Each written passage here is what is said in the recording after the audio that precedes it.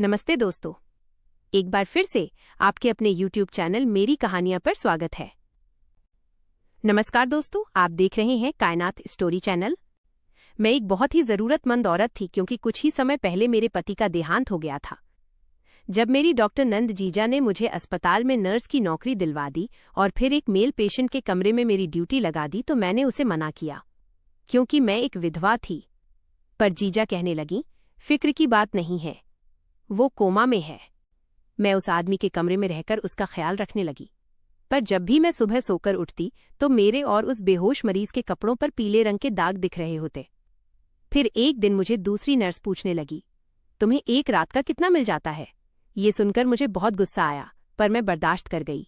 अब मुझे शक होने लगा था कि जरूर कुछ गड़बड़ है, इसलिए मैंने चुपचाप रात की वीडियो रिकॉर्डिंग लगा दी। और जब सुबह उठकर मैंने उस वीडियो को देखा तो मेरी दुनिया ही पलट चुकी थी, क्योंकि वीडियो में साफ तौर पर दिख रहा था कि वो मरीज उठकर बैठता है और मेरे पास आकर मेरे हाथों पर तेल लगाता है। ये मेरा नौकरी पर पहला दिन था। मैंने खुद को एक दुपट्टे से बहुत अच्छे से ढक रखा था और भगवान का नाम लेकर घर से निकल पड़ी। मेरी बड़ी नंद डॉक्टर सुधा ने मेरे लिए अस्पताल में नौकरी लगवाई थी। वो कहती थी, अंजलि, अपने पैरों पर खड़ा होना सीखो, लोगों पर बोझ मत बनो। और सच ये था कि मैं खुद भी किसी पर बोझ नहीं बनना चाहती थी। मेरे पति की मौत को 7 महीने बीत चुके थे। उनके साथ अचानक एक हादसा हो गया था जिसके बारे में किसी को भी अंदाजा नहीं था, और फिर एक दिन वो हमेशा के लिए चले गए, मुझे अकेला छोड़कर। माँ बाप ने कहा कि वापस आ जाओ, लेकिन मैंने मना कर दिया।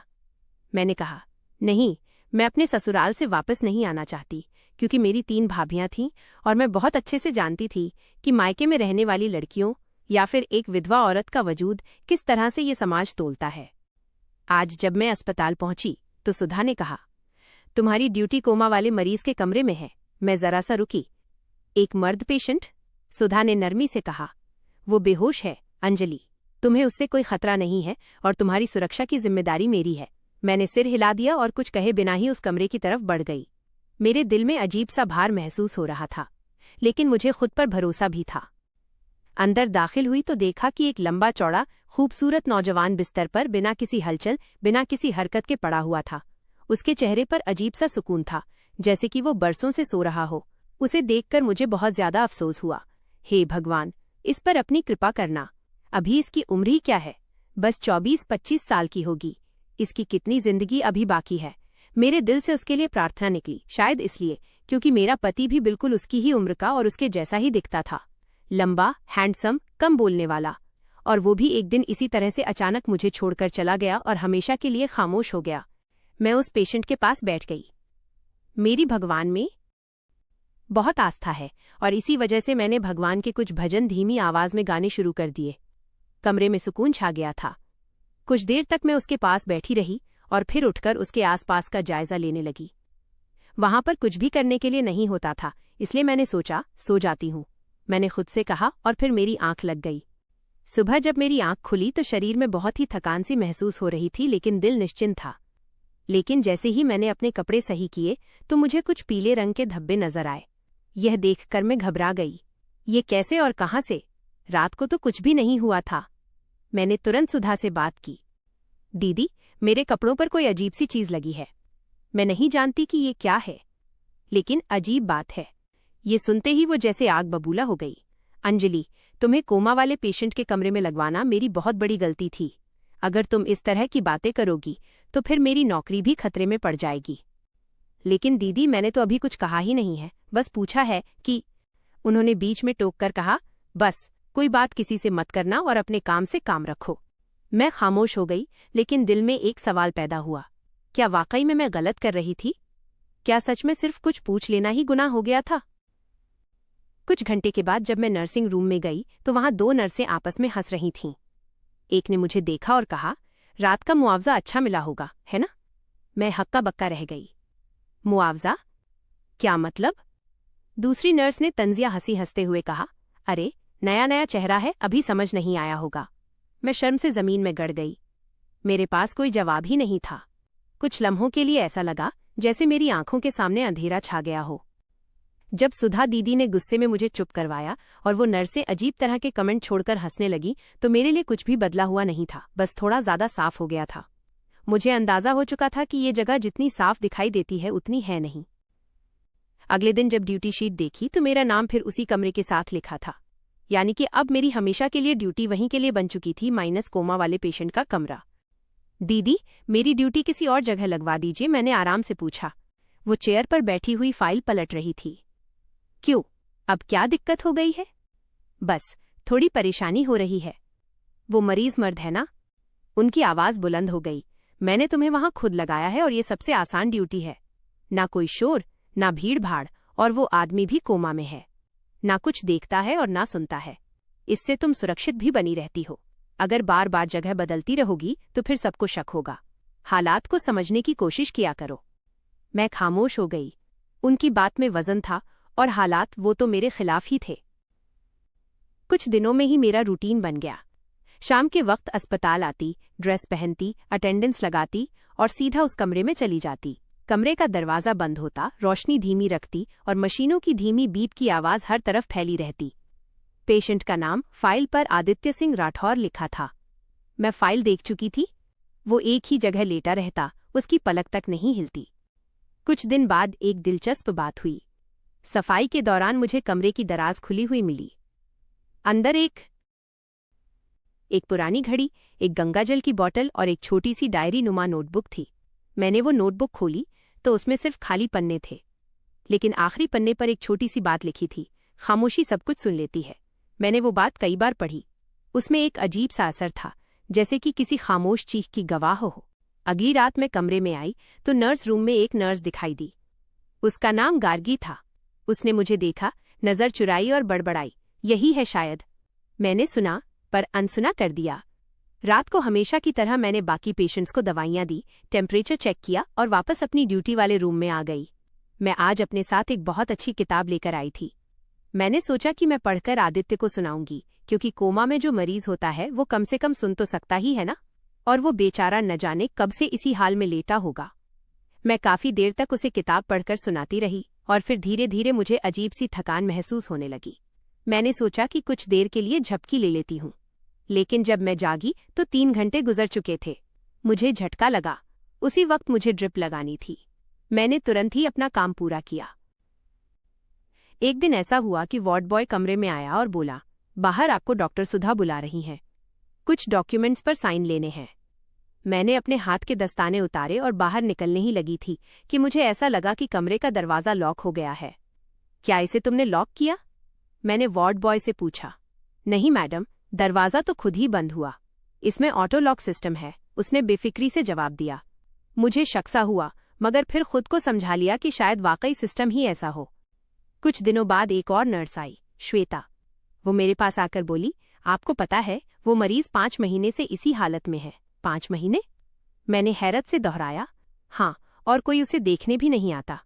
बस एक बार कोई वकील सा आदमी आया था, वो भी पिछले महीने। बात छोटी थी, लेकिन मेरे लिए बहुत बड़ी हो गई।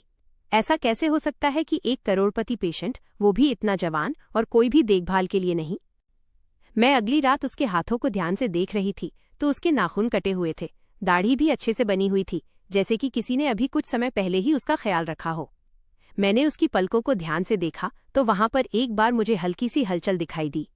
मैं चौंक गई। तुरंत मशीन की तरफ देखा। हर चीज नॉर्मल थी। ये सब इत्तेफाक था या कुछ और? समझ नहीं आ रहा था। एक दिन अस्पताल के स्टोर से दवा लेने गई तो स्टोर इंचार्ज ने कहा, आदित्य साहब के कमरे में कुछ दवाइयां स्पेशल आती हैं, वो तुम ले जाया करो। स्पेशल? लेकिन क्यों? वो तो कोमा में है ना। ये ऊपर से ऑर्डर है, हम कुछ भी नहीं कर सकते। वहीं खड़े खड़े मुझे लगा कि कोई मुझे पीछे से घूर रहा है। पलटकर देखा तो गार्गी खड़ी थी। वो कुछ कहना चाह रही थी पर रुकी रही। मैं उसके पास गई। तुम्हें कुछ कहना है? वो एक लम्हे को हिचकिचाई, फिर बोली, आप बहुत अच्छी हैं, लेकिन यहाँ सब लोग अच्छे नहीं हैं, इसलिए सावधानी जरूर बरतिएगा। मैं पलटकर अपने कमरे की तरफ चली गई, दिल में एक अजीब सा बोझ लिए। हर चीज बेजान होते हुए भी जैसे मुझसे बातें कर रही थी, माइनस दीवारें, दरवाजे, बेड के बराबर लगी हुई ऑक्सीजन मशीन, यहाँ तक कि वो खामोश पेशेंट भी। मैं अब सिर्फ नर्स नहीं थी, मैं तमाशाई भी थी और शायद एक खामोश गवाह भी। अब मेरी ड्यूटी रोज की बन चुकी थी। शाम को आती, पेशेंट के कमरे में जाती, चुपचाप दवाई ड्रिप में डालती, साफ सफाई करती, कभी उसके बालों को कंघी कर देती तो कभी उसके हाथ पैरों को हल्के से मालिश देकर आराम देने की कोशिश करती। मुझे उस पर कभी कभी बहुत तरस आता था कि बेचारा लेटे लेटे इस तरह से कितना परेशान हो जाता होगा। इसलिए मैं ये सब कुछ हर किसी की नज़र से बचकर करती थी, क्योंकि मैं नहीं चाहती थी कि कोई भी मुझे उसकी सेवा इस तरह करते हुए देखे, क्योंकि मैं एक विधवा औरत थी और इससे मेरे चरित्र पर सवाल उठाए जा सकते थे। मैं अब हर रोज उसे कोई न कोई अच्छी नॉवल पढ़कर सुनाती और फिर कोने में चादर ओढ़कर सो जाती। इस पूरे काम के दौरान न किसी से कोई बात होती, न कोई दखलंदाजी। लेकिन कुछ दिनों से एक अजीब सा रूटीन बन गया था जिसने मेरी नींद को भी सुकून से भर दिया था। हर सुबह आंख खोलती तो मेरे कपड़ों पर कुछ पीले धब्बे होते। पहले दिन सोचा कि शायद सफाई के दौरान कोई दवा या फिर कोई दूसरी चीज का धब्बा लग गया होगा, लेकिन अगले दिन फिर वही हुआ और फिर तीसरे दिन भी। एक दिन जब नर्सिंग रूम में मैं ड्रेस बदल रही थी तो एक नर्स पूजा ने कहा, अंजलि दीदी, आपकी ड्रेस तो बहुत ज्यादा ही इस्तेमाल की गई लगती है। रात की ड्यूटी लगता है अच्छी उजरी। मैंने चौंक कर उसकी तरफ देखा। क्या मतलब है तुम्हारा? वो हंसने लगी। अरे दीदी, ये तो मजाक था, आप तो बहुत जल्दी गंभीर हो जाती हैं। फिर दूसरी नर्स नेहा बोली, पूजा छोड़ो भी, अंजलि दीदी बहुत अच्छी औरत हैं, उन्हें ये सब बातें समझ में नहीं आती। मैं वहां से चुपचाप निकल गई, लेकिन अंदर कुछ खटकने लगा। ये धब्बे, ये बातें, ये इशारे, इन सब में कुछ अजीब जरूर था। फिर एक और वाकया हुआ। ड्यूटी के दौरान एक वार्ड बॉय दवा देने आया। मैंने उसे गुड इवनिंग कहा, लेकिन वो बिना जवाब दिए अंदर दाखिल हुआ, दवा रखी और पलटकर दरवाजे पर एक अजीब सी मुस्कुराहट के साथ बोला, आप बहुत ही बहादुर हैं मैडम। मैं हैरान रह गई। क्या मतलब? कुछ नहीं, बस ऐसे ही। और फिर वो चला गया। ऐसा पहली बार हुआ था कि किसी ने मुझे बहादुर कहा, लेकिन इस जुमले के पीछे क्या था, मैं समझ नहीं सकी। अगली रात कमरे में दाखिल होते हुए मैंने दरवाजे का लॉक अच्छे से चेक किया। मुझे कुछ अजीब सा महसूस हुआ, जैसे क्लिक की आवाज अलग लग रही हो। जैसे दरवाजा बंद तो हुआ, लेकिन वाकई में मैंने देखा कि अंदर से कुंडी खुद ब खुद ही लग गई थी। फिर दिल में ख्याल आया कि शायद वाकई सिस्टम में कुछ खराबी है। मैंने मोबाइल निकालकर वीडियो बनाने की कोशिश की, मगर अंदर तो नेटवर्क काम ही नहीं कर रहा था। एक तरफ दीवार पर एक पुराना वेंटिलेटर लगा था, जो अक्सर खुद ब खुद ही हल्का सा शोर करता था, जैसे कोई धीरे धीरे सांस ले रहा हो। मैंने इस बार ध्यान दिया तो महसूस हुआ कि ये शोर धीमे धीमे आता है और ठीक उसी वक्त बंद हो जाता है जब मैं बुक पढ़ रही होती हूँ। उस रात मैंने कमरे की कुछ चीजों में बदलाव कर दिया। मैं बिस्तर के ठीक नीचे से जाते हुए फर्श पर नमक की एक बारीक सी लाइन बना दी। सोचा शायद किसी कीड़े मकोड़े का आना जाना हो, लेकिन जब मेरी सुबह आंख खुली तो वो लाइन जमी हुई नहीं थी, बल्कि काफी हिल चुकी थी। कुछ जगह से मिट्टी भी हटी हुई थी और मेरे कपड़ों पर वही धब्बे थे। अब मैं डर नहीं रही थी, बस सतर्क थी। इसके पीछे कोई राज जरूर है। कुछ दिनों बाद मेरी ननद ने मुझे कैंटीन में बुलाया। वहां बैठकर वो बोली, अंजलि, तुम्हारी बार बार शिकायतें हो रही हैं, अपनी हरकतों पर ध्यान दो। मेरी कौन सी हरकतें? मैं तो सिर्फ अपने कपड़ों पर लगने वाले धब्बों के बारे में। बस करो अंजलि, अगर ये नौकरी तुम्हें रखनी है तो खामोश रहना सीखो। ज्यादा सवाल करोगी तो फिर यहाँ के दरवाजे भी तुम्हारे लिए बंद हो जाएंगे। मैं चुपचाप अपना सिर हिला दिया, लेकिन दिल में एक फैसला कर लिया था कि अगली ड्यूटी से पहले मैं अपने पति का पुराना कैमरा साथ लाऊंगी। वही कैमरा जो उन्होंने मुझे पिछली एनिवर्सरी में गिफ्ट में दिया था। वही कैमरा मेरे सवालों का जवाब देगा। कुछ तो है, कुछ अजीब इशारे हैं जो लगातार मुझे कुछ समझाने की कोशिश कर रहे हैं, और शायद अगली रात वे इशारे साफ हो जाएंगे। जब वो रात आई जिसमें मैंने अपने पति का पुराना कैमरा उठाया तो दिल में अजीब सी घबराहट थी। वो कैमरा मेरे लिए सिर्फ एक चीज नहीं थी, एक निशानी थी उस जिंदगी की जो अचानक मेरे हाथों से रेत की तरह निकल गई थी। कैमरे की बैटरी चार्ज की और एक खुफिया जगह पर माइक्रो SD कार्ड डाला और सोचा कि अब इसे कहाँ लगाऊं कि सब कुछ रिकॉर्ड हो जाए और किसी को शक भी न हो। उस रात मैंने वही किया जो मेरे दिल ने कहा। कैमरा एक नई जगह पर लगाया, पेशेंट के बिस्तर के ठीक बाईं तरफ। सामने कमरे की लाइट धीमी रखी, जैसे हमेशा रखती थी, ताकि माहौल में कोई भी बदलाव महसूस न हो। मैंने सारा काम पूरा किया और रोज की तरह अपनी जगह पर चादर ओढ़कर लेट गई, लेकिन इस बार सोने का कोई भी इरादा नहीं था। मैं हर आहट पर कान लगाए थी, लेकिन चुपचाप आंखें बंद किए लेटी रहीं। लेकिन मेरा जहन पूरी तरह से जाग रहा था। रात के किसी पहर, शायद 2 बजे के बाद मुझे ऐसा महसूस हुआ जैसे कमरे में हल्की सी हरकत हुई है। दरवाजे की चरमराहट, फर्श पर हल्की सी सरसराहट और किसी साए जैसा कुछ, मगर मैंने खुद को बिल्कुल हिलने नहीं दिया। कुछ देर बाद वही खामोशी फिर लौट आई। सुबह हुई तो मैं जल्दी से घर आई, कमरे का दरवाज़ा बंद किया, पर्दे गिराए और कैमरा निकालकर लैपटॉप से वो रिकॉर्डेड वीडियो देखना शुरू किया।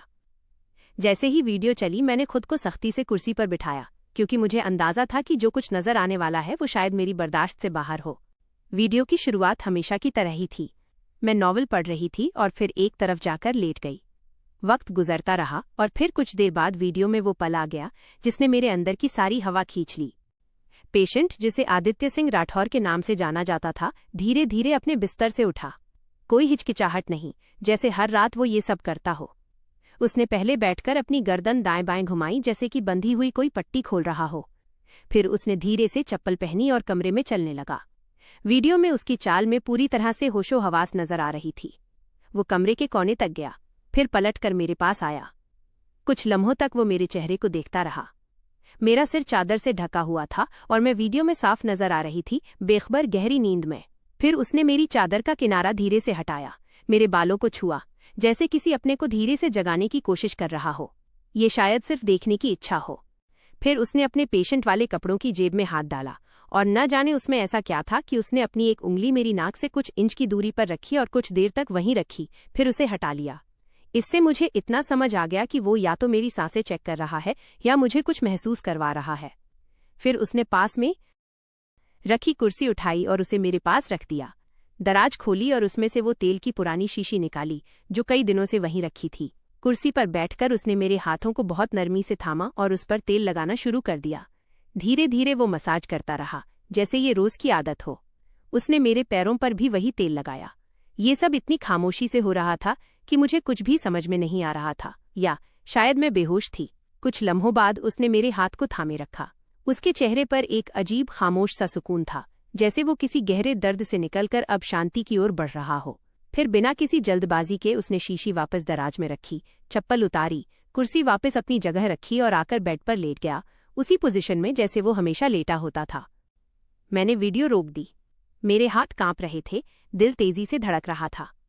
दिमाग में बस एक बात गूंज रही थी, ये इंसान कोमा में नहीं है। मैंने तुरंत मोबाइल उठाया और सुधा दीदी को कॉल किया, लेकिन उनका नंबर बंद आ रहा था। मैंने वीडियो फिर से चलाया और कुछ स्क्रीनशॉट्स ले लिए सबूत के तौर पर। दोपहर को जब मैं अस्पताल पहुंची तो वार्ड में दाखिल होते ही वही शख्स मिला जिसने कुछ दिन पहले मुझे बहादुर कहा था। उसने फुसफुसाते हुए कहा, आपने वो वीडियो देख ली? मैं चौंक गई। उसे कैसे पता?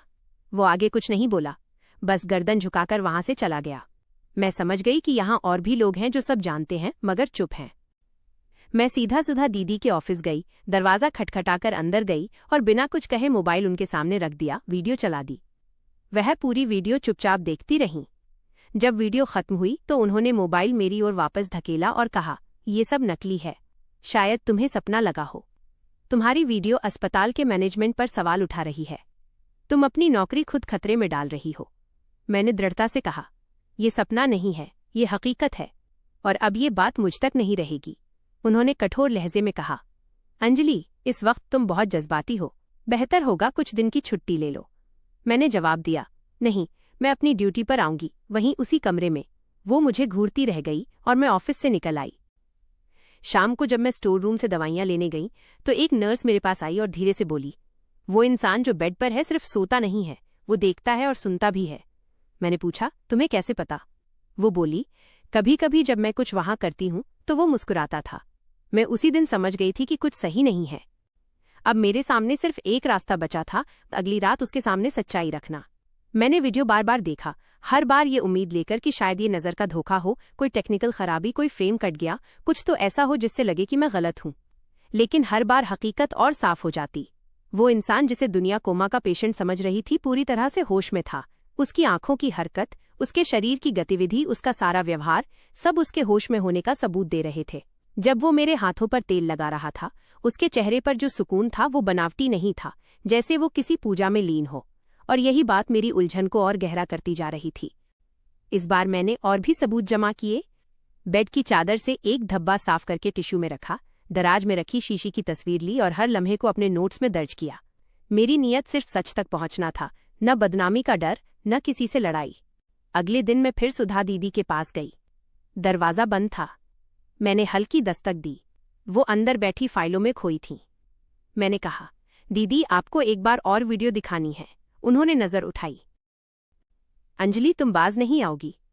दीदी, बस एक नजर, फिर जो फैसला लेना हो ले लीजिए। मैंने लैपटॉप उनके सामने रखा, वीडियो चलाया और खुद चुपचाप बैठ गई। वीडियो चलती रही और उनके चेहरे के हाव भाव धीरे धीरे बदलने लगे, जैसे हर फ्रेम के साथ उन्हें यकीन हो रहा हो कि मैं झूठ नहीं बोल रही, लेकिन वे मानने से इनकार कर रही हों। वीडियो खत्म होने पर उन्होंने लैपटॉप बंद कर दिया और ठंडे स्वर में बोली, ये वीडियो झूठी है, तुमने इसे किसी से एडिट करवाया है। इस तरह के इल्जाम लगाकर तुम अपनी और मेरी नौकरी खतरे में डाल रही हो। मैंने कहा, दीदी, आप जानती हैं कि ये झूठ नहीं है, आप सब जानती हैं। बस, बहुत हो गया। उन्होंने गुस्से में कहा, अगर तुमने ये वीडियो किसी को दिखाई या ये बात कहीं फैली तो मैं मजबूर होकर तुम्हें नौकरी से निकालने के लिए मैनेजमेंट को रिपोर्ट कर दूंगी। मैं हैरत से उनकी आंखों में देख रही थी। वहां न कोई हमदर्दी थी और न ही कोई रहम, सिर्फ एक रुकावट थी, जैसे वो खुद किसी मजबूरी में फंसी हों। मेरे लिए इससे ज्यादा तकलीफदेह बात और कोई नहीं थी कि जिस इंसान पर मैंने सबसे ज्यादा भरोसा किया वही मेरी आवाज दबाने पर तुली हुई थी। मैं चुपचाप बाहर आ गई। कॉरिडोर में नर्स गार्गी मिली। उसने एक नज़र में सब कुछ समझ लिया। सब लोग इनकार कर रहे हैं? उसने धीरे से पूछा। मैंने बस सर हिला दिया। तुम्हें कुछ दिखाई दिया है? उसने कहा और मुझे फिर स्टोर रूम की तरफ ले गई। वहां एक पुरानी अलमारी के पीछे से उसने एक लिफाफा निकाला। उसमें पुरानी रिपोर्ट्स थीं आदित्य सिंह राठौर की। ये देखो, उसने एक पीला पन्ना निकाला। ये उसकी न्यूरो रिपोर्ट है जो कभी रजिस्टर में शामिल ही नहीं की गई। लिखा है कि पेशेंट को नींद की दवा दी गई है, लेकिन उसका रिस्पॉन्स नॉर्मल है। कोमा जैसा कोई सबूत नहीं है। मैंने वो रिपोर्ट हाथ में ली जैसे कोई हथियार पकड़ लिया हो। तुम्हारे पास ये कब से है? मैंने पूछा। काफी समय से, पर कभी हिम्मत नहीं हुई किसी को दिखाने की। अब दिखाओगी? मैंने कहा। अब छुपाना जुर्म है। उसी शाम मैंने रिपोर्ट, वीडियो और तस्वीरें सब एक फोल्डर में रखी और सीधे अस्पताल के एक सीनियर एडमिन ऑफिसर डॉक्टर विराज के ऑफिस चली गई। वो कठोर लहजे के इंसान थे, लेकिन उसूल पसंद भी समझ जाते थे। सर, मुझे एक बहुत ही गंभीर बात बतानी है। मैंने उन्हें सब बताया। वो बोले, क्या तुम्हारे पास सबूत है? मैंने सारा फोल्डर उनके सामने रख दिया। उन्होंने एक एक चीज ध्यान से देखी, वीडियो चलाई, रिपोर्ट्स की जांच की और फिर बोले, अगर ये सच है तो पूरा सिस्टम झूठ पर चल रहा है। जी, और मेरी ननद डॉक्टर सुधा वो सब जानती हैं। उन्होंने तुरंत फोन उठाया, किसी को बुलाया और मुझे कहा, तुम खामोशी से वापस अपनी ड्यूटी पर जाओ, आगे हम संभालेंगे। उसी रात मेरे दिल ने यह फैसला ले लिया कि अब जो भी हो, सच्चाई से पीछे नहीं हटूंगी। कमरे में आई तो आदित्य हमेशा की तरह खामोश पड़ा था, पर आज पहली बार उसे देखकर मैं न डरी हुई थी न घबराई हुई, क्योंकि अब मैं जान चुकी थी कि वो बेहोश नहीं, सिर्फ चुप है, और अब मैं भी चुप नहीं रहूंगी। डॉक्टर विराज ने वीडियो देखकर कहा तो था कि मामला संभालेंगे, लेकिन 2 दिन गुजर गए और कोई कार्रवाई होती नजर नहीं आई। सुधा दीदी ने एक बार भी मुझसे बात नहीं की, सिर्फ एक नज़र डाली, जैसे मैं उनके लिए अब गैर जरूरी हो चुकी हूँ। ड्यूटी अभी भी वही, कमरा वही, पेशेंट वही और वही खास माहौल। मैं सोचने लगी कि सिर्फ वीडियो और जुबानी शिकायत काफ़ी नहीं है, मुझे सबूत चाहिए जो सिर्फ दिखे नहीं, पढ़े भी जा सके। उसी रात मैंने एक प्लान बनाया। नाइट ड्यूटी के दौरान जब ward boy clerk store room में गया, मैं खामोशी से नर्सिंग रूम के पीछे गई जहां पेशेंट्स की फाइलें रखी जाती थीं। फाइलों को एक एक करके देखने में मैंने समय बर्बाद नहीं किया, सिर्फ आदित्य सिंह राठौर का नाम ढूंढा और तुरंत कमरे में वापस आ गई। दरवाज़ा बंद किया, बेड लैंप जलाया और फाइल खोली।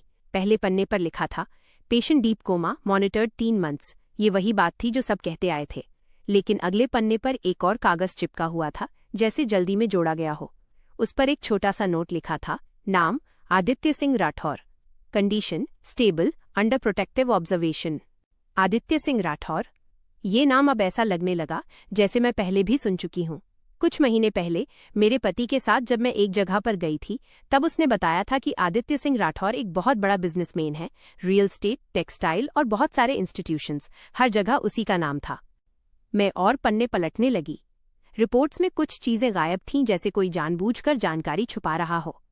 एक पुरानी एक्सेल रिपोर्ट के पीछे एक हाथ से लिखी डिटेल नजर आई, possible foul play, suspect cash referred. मैंने वो फाइल दुपट्टे में लपेटकर वापस रख दी।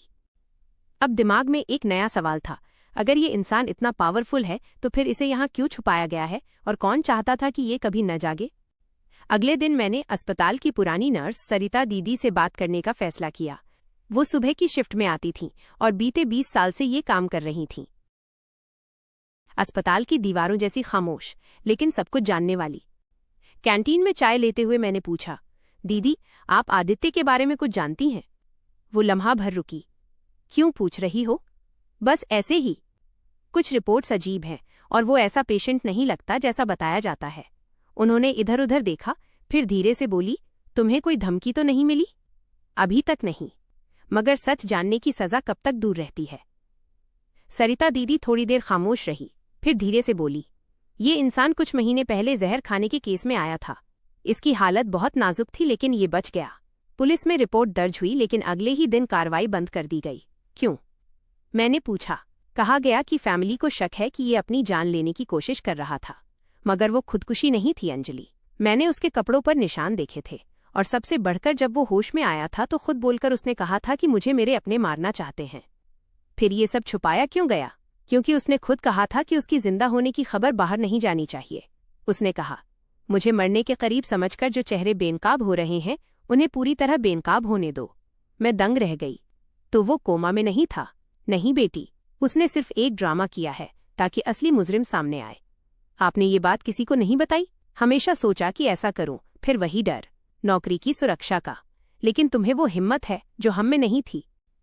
मेरी आंखों के सामने वो सारी रातें घूमने लगी जब वो इंसान मेरे करीब आकर बैठता, मेरे हाथों पर तेल मलता और खामोशी से वापस चला जाता। मैं कितनी बेखबर थी। लेकिन अब नहीं।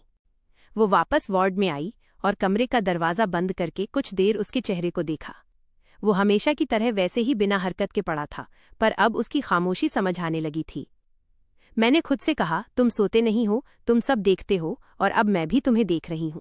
अब मैं सिर्फ एक नर्स नहीं थी, मैं उसकी कहानी का किरदार बन चुकी थी जो सबकी नज़रों से ओझल था। मैं खामोश गवाह थी और सच के करीब पहुंच चुकी थी।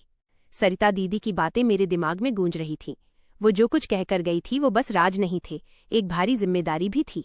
आदित्य राठौर जिंदा था, होश में था और खुद को मुर्दा दिखाकर अपने ही लोगों को बेनकाब कर रहा था। अस्पताल के कुछ लोग जिन्हें हम अपनी जिम्मेदारी निभाने वाले समझते थे, एक कीमत पर खामोशी से बिक चुके थे। और मेरी ननद डॉक्टर सुधा, वो कहाँ खड़ी थी? क्या उसकी मालूमात में ये सब कुछ था या मैं सिर्फ एक मोहरा बनी?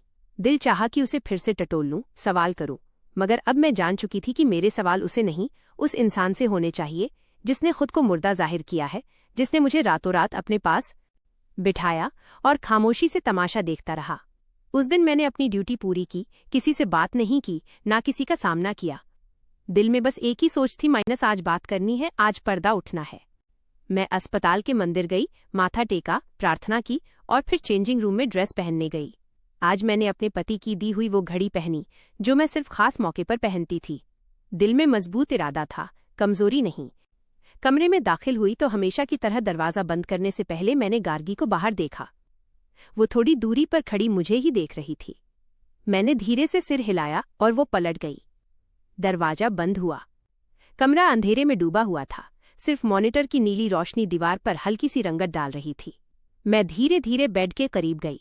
दिल धड़क रहा था, लेकिन कदम मजबूत थे। मुझे सब पता है, मैंने नरमी से कहा, अब ये ड्रामा बंद कर दीजिए। वो लम्हा कुछ पल का मेहमान था। अचानक एक पलक झपकने के सेकंड में उसने आंखें खोल दी। मैं पत्थर बनी खड़ी थी और वो आदित्य सिंह राठौर पूरे होशो हवास में मुझे देख रहा था। आखिरकार तुमने सच जान लिया अंजलि, उसने धीरे से कहा। कितने दिनों से तमाशा चल रहा है? मैंने पूछा। आवाज में कोई भी कपकपाहट नहीं थी। काफी दिनों से, बल्कि महीनों से। लेकिन तुम्हारे आने के बाद ये सारा खेल एक और ही दिशा में चला गया। तुमने मुझे क्यों चुना? मैंने तुम्हें नहीं चुना, हालात ने किया।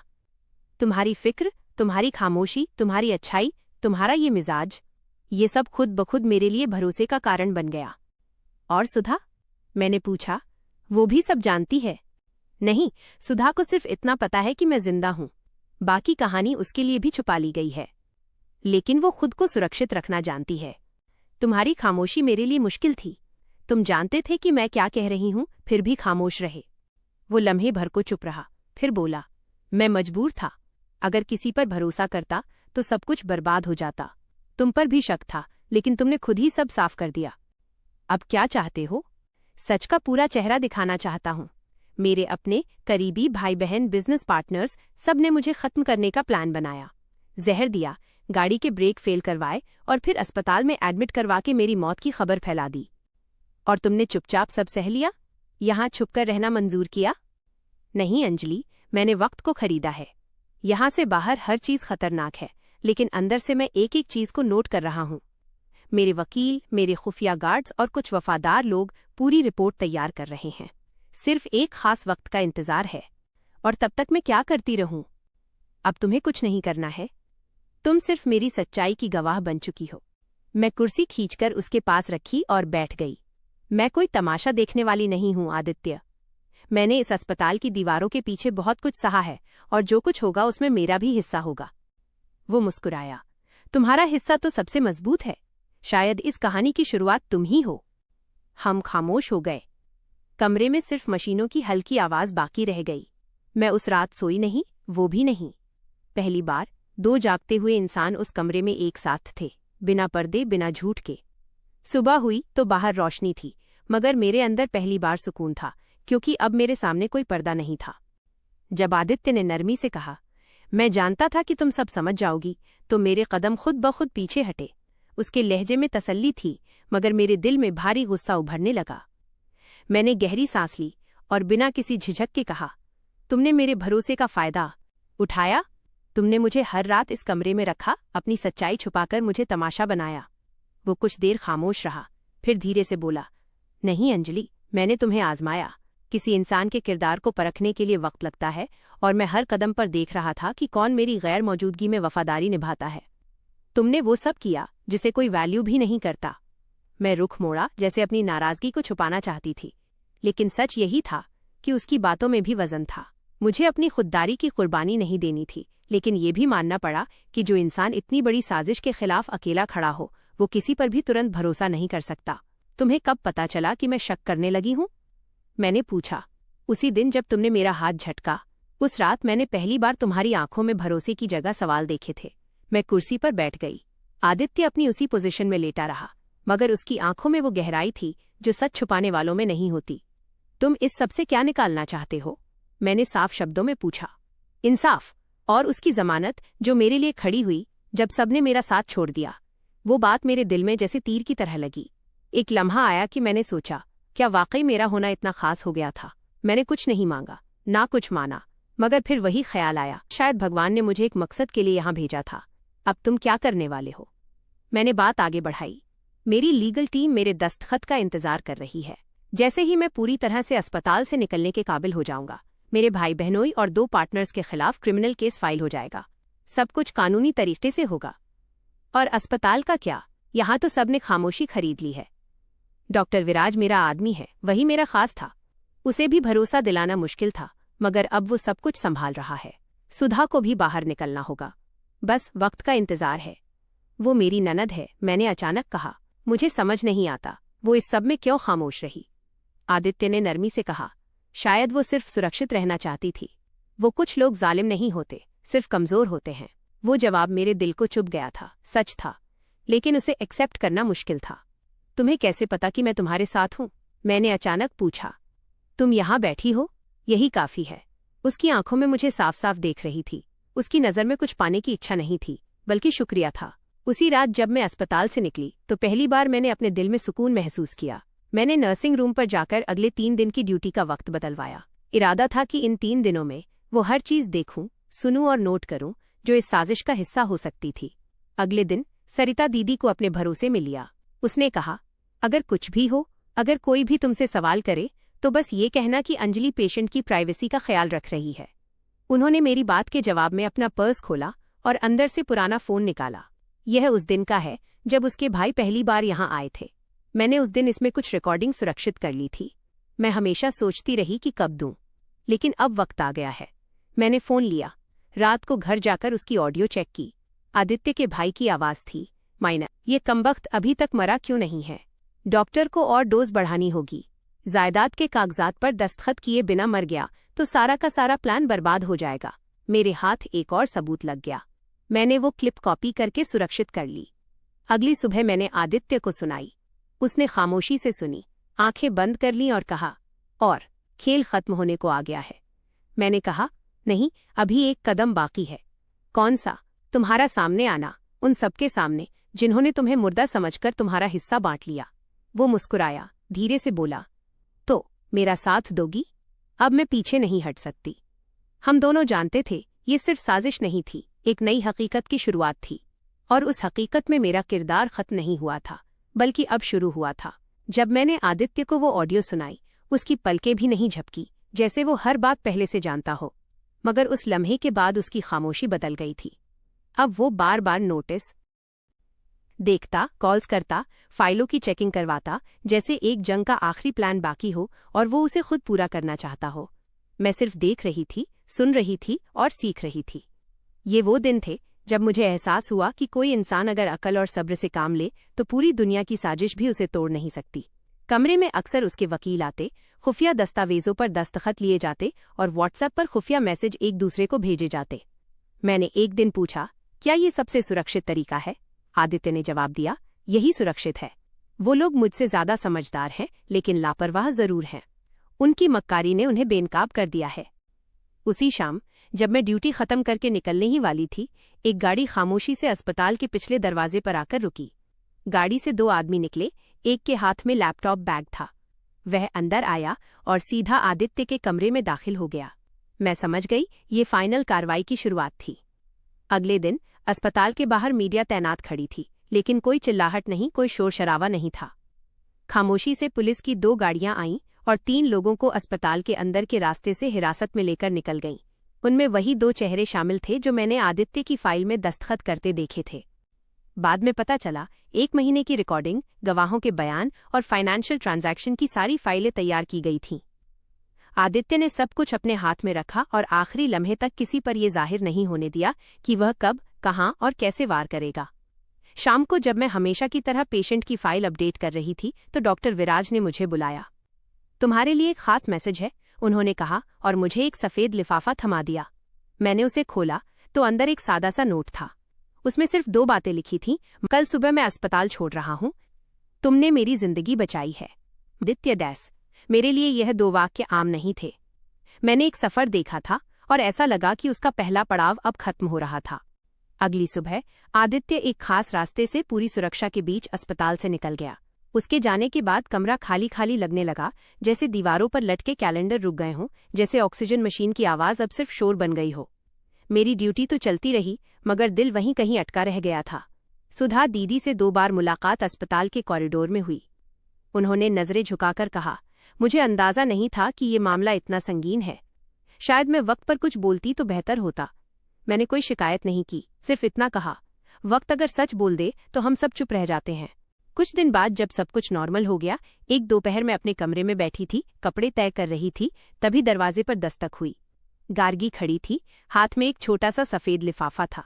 यह आपके लिए है, बाहर से आया है, कहकर वो चली गई। मैंने लिफाफा खोला तो उसमें एक साधारण सा कार्ड था। ऊपर गोल्डन स्याही से लिखा था माइनस शादी का निमंत्रण और नीचे लिखा था माइनस अंजलि वर्ड्स आदित्य। मेरे हाथ कांपने लगे। मैंने कार्ड दोबारा बंद कर दिया, जैसे कुछ गलत पढ़ लिया हो। लेकिन वो कार्ड सच था और मेरा नाम भी। मैंने फोन उठाया और सरिता दीदी को कॉल किया। दीदी, मुझे कुछ मिला है, शायद आपको सुनकर हैरत होगी। उन्होंने चुपचाप मेरी बात सुनी और सिर्फ इतना कहा, बेटा, भगवान जिनके लिए भला चाहता है उनके लिए ऐसे फैसले खुद करता है। मैंने किसी को कुछ नहीं बताया। 2 दिन तक सोचती रही, क्या ये रिश्ता एक एहसान का सिला था या एक रिश्ते की बुनियाद? वो इंसान जिसे मैं सबसे ज्यादा असुरक्षित समझ रही थी, आज मेरे दरवाजे पर एक मजबूत वादा लिए खड़ा था। आखिरकार मैंने भगवान के आगे सिर झुकाया और फैसला अपने दिल के हवाले कर दिया।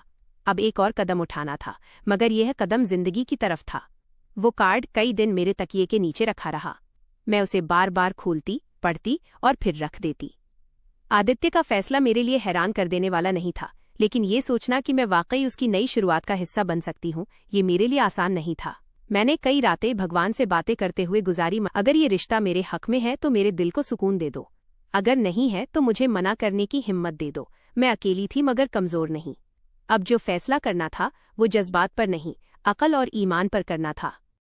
तीसरे दिन मैंने सरिता दीदी को बुलाया, उनके सामने चाय रखी और कहा, आपको कैसा लगेगा अगर मैं हाँ कह दूं?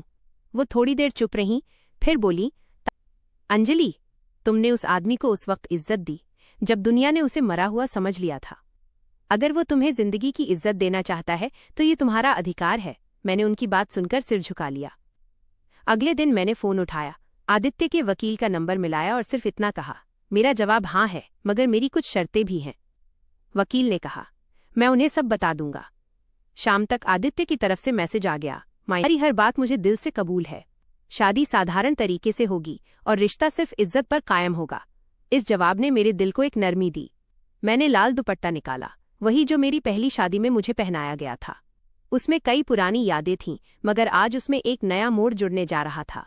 शादी की तारीख तय हुई। एक छोटे से हॉल में, ना कोई बैंड बाजा, ना कोई दिखावा, बस 2 दिल, 2 परिवार और 2 गवाह। उसी दिन मैंने अपनी पहली शादी का लहंगा पहना और अपने पहले पति का दिया हुआ वो छोटा सा लॉकेट, जिसे मैं हमेशा दिल के करीब रखती थी। सरिता दीदी मेरे साथ थी और गार्गी ने मेरा दुपट्टा ठीक किया। आप बहुत खूबसूरत लग रही हो अंजलि दीदी, उसने कहा। मैं सिर्फ प्रार्थना करूंगी कि ये सारी खुशियां हमेशा बनी रहें। पंडित जी ने मंत्र पढ़ना शुरू किया। हम दोनों साथ में बैठे थे। वो पूरे वक्त सिर झुकाए, पूरी संजीदगी से चुपचाप बैठा रहा। उसे जैसा जो रस्म निभाने को कहा गया, उसने वैसे ही निभाया। जब उसे मेरी मांग भरने को कहा गया तो मेरे थोड़े हाथ कांपने लगे, लेकिन मैंने आंखों से इशारा करके उसे इजाजत दी। उसने मेरी मांग भरी और फिर मुझे मंगलसूत्र पहनाया। हर रस्म के साथ मेरे दिल का बोझ हल्का होता गया। फिर हमने 7 फेरे लिए। मेरे हर फेरे का वचन दिल से बोली और भगवान से प्रार्थना की, माई, जिस सफर की शुरुआत तूने मेरे सब्र से करवाई, उसका अंजाम भी मेरे लिए बेहतर बना दे। न कोई फोटोग्राफर था, न वीडियो, न कोई पोस्ट। बस मेरे दिल में उस लम्हे की तस्वीर सुरक्षित थी, जिसमें मेरी वफादारी और मेरी सच्चाई एक नए रिश्ते में बंध गई थी। वापस आने के बाद सरिता दीदी ने मेरे हाथ पकड़कर कहा, तुम सिर्फ पत्नी नहीं हो, एक मिसाल हो। आदित्य ने शादी के बाद मुझसे कहा, मैंने दुनिया को दिखाया कि मैं मरा हुआ हूँ, मगर तुमने मुझे एहसास दिलाया कि मैं जिंदा रहने के काबिल भी हूँ।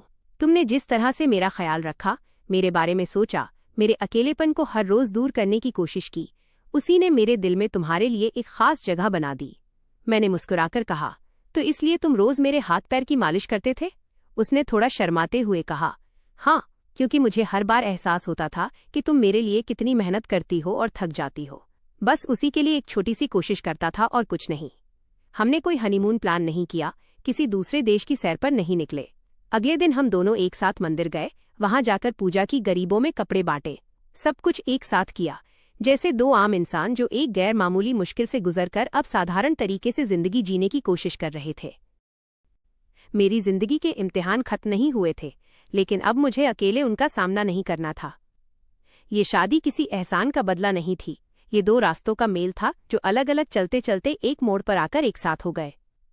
अब मैं एक नई जिंदगी में दाखिल हो चुकी थी, जिसमें मेरे हमसफर वो सब कुछ जानते थे जो मैं छुपाना चाहती थी, और उसके बाद जो उन्होंने मुझे अपनाया वो किसी एहसान से बढ़कर था। शादी के बाद जिंदगी में एक नया सुकून आया, लेकिन यह वो खामोशी नहीं थी जो दुख के बाद आती है। ये वो करुणा थी जो भगवान की मर्जी से नसीब होती है। मैं वही अंजलि रही, साधारण, भगवान पर विश्वास करने वाली। फर्क सिर्फ इतना आया कि अब मेरा हर कदम किसी के साथ था। आदित्य ने शादी के बाद कुछ भी जताया नहीं, ना अधिकार दिखाया। उसकी आंखों में सिर्फ एक चीज थी, माइनस भरोसा। एक दिन सुबह नाश्ता करते हुए उसने कहा, मैं चाहता हूं कि तुम अपनी जिंदगी वहीं से दोबारा शुरू करो जहां से तुमने उसे छोड़ा था, लेकिन इस बार पूरे भरोसे के साथ। मैंने हैरानी से देखा, क्या मतलब? मैंने एक हॉस्पिटल खरीद लिया है। वो छोटा है, मगर गरीब और मजबूर विधवा औरतों के लिए उसे रिजर्व किया है। मैं चाहता हूं कि तुम वहां की इंचार्ज बनो। तुम्हारे जैसी औरतें किसी भी जगह की तस्वीर बदल सकती हैं। मैंने वो नाश्ता चाय के एक सादे कप के साथ किया, लेकिन दिल इतना भर आया कि कुछ पल के लिए सांस लेना ही भूल गई। अगर मेरे होने से किसी का दिल हिम्मत से भर सकता है तो मैं जरूर जाऊंगी। कुछ हफ्तों के बाद मैंने एक नया डिपार्टमेंट संभाल लिया। वहां आने वाली औरतों में ज्यादातर विधवा, तलाकशुदा या ऐसी लड़कियां थीं जो किसी सहारे की तलाश में थीं। मैं उनके बीच जाती, बिना किसी ऊंच नीच के। एक नर्स ने एक दिन कहा, मैडम, आप बिल्कुल अलग हैं। न आवाज तेज करती हैं, न हमें डांटती हैं, फिर भी सब सुन लेते हैं। मैंने मुस्कुराकर जवाब दिया, क्योंकि मैं वो जुबान बोलती हूँ जो तुम सबके दिलों में छुपी है। मैं वो सब सह चुकी हूँ जो तुम सह रही हो। एक दिन अस्पताल में सुधा आ गई। मैं अपने ऑफिस में अंदर रिपोर्ट देख रही थी जब दरवाजे पर दस्तक हुई। दरवाजा खुला, वो धीरे धीरे अंदर आई। चेहरे पर नमी थी, नजरें झुकी हुई थीं। मुझे तुमसे कुछ कहना है अंजलि, उन्होंने धीरे से कहा। मैंने अपनी कुर्सी से उठकर उनके लिए कुर्सी खींची। मैं जानती हूँ मैंने बहुत कुछ छुपाया, बहुत कुछ कहा जो नहीं कहना चाहिए था, मैं खुद डरी हुई थी, खुद गिरफ्त में थी, लेकिन तुमने वो कुछ किया जो मैं नहीं कर सकी। मुझे माफ कर दो। मैंने सिर्फ इतना कहा। आप मेरी ननद थीं, आज भी हैं। रिश्ता खून से नहीं, नियत से मजबूत होता है। मैंने माफ किया। हम दोनों कुछ पल चुप बैठे रहे। कुछ रिश्ते शब्दों के बिना भी ठीक हो जाते हैं। घर वापस आकर मैंने अपने लिए कुछ सादे से कपड़े निकाले। अब मेरा दिन अस्पताल में गुजरता, शाम को बच्चों के साथ। हाँ, भगवान ने मुझे बेटियों की खुशी दी थी, वो नन्ही जाने जिन्हें मैंने अपनी प्रार्थना और सब्र से जोड़ना सिखाया। एक दिन बड़ी बेटी बोली, माँ, क्या सारी औरतें इतनी ही मजबूत होती हैं जितनी आप हैं? मैंने उसके माथे पर हाथ रखते हुए कहा, नहीं, लेकिन जो औरत सब्र और सच को अपना हथियार बना ले, उसे कोई झुका नहीं सकता। आदित्य अक्सर शाम को देर से आते, लेकिन हर बार बैठकर मुझे पूरे दिन के बारे में सुनते। कभी कभार एक दो बातें भी कहते। हमारे रिश्ते में दिखावा नहीं था, पर भरोसा बहुत था। फिर एक दिन अस्पताल में काम से निकलते वक्त मैं उस दरवाजे के सामने से गुजरी जिसके अंदर मेरी पहली ड्यूटी लगी थी। वही कमरा जहां से मेरी आजमाइश शुरू हुई थी। अब वो कमरा जनरल पेशेंट्स के लिए इस्तेमाल होता था। बाहर नया पेंट हो चुका था और तख्ती पर लिखा था आशीर्वाद कक्ष। मैं कुछ पल रुकी, दीवारों को हाथ लगाया, आंखें बंद की और दिल से एक प्रार्थना निकली। हे भगवान, शुक्र है कि तुमने मेरे जख्मों से मेरी तकदीर लिखी और हर कदम पर मुझे सहारा दिया। ना कोई आंसू, ना बहाना, ना कोई दुख का मंजर। अब याद आया, क्योंकि जिस जगह से दुख शुरू हुआ वही मेरी इज्जत की बुनियाद खड़ी हो चुकी थी। अब मैं अस्पताल की इंचार्ज हूँ, एक पत्नी हूँ, एक माँ हूँ, लेकिन सबसे बढ़कर वो औरत हूँ जो जानती है कि अगर नीयत साफ हो तो हालात चाहे जैसे भी हों, रास्ता खुद बन जाता है। दोस्तों, मेरी कहानियाँ चैनल की वीडियो कैसी लगी कमेंट करके ज़रूर बताएं। वीडियो को लाइक और चैनल को सब्सक्राइब ज़रूर करें।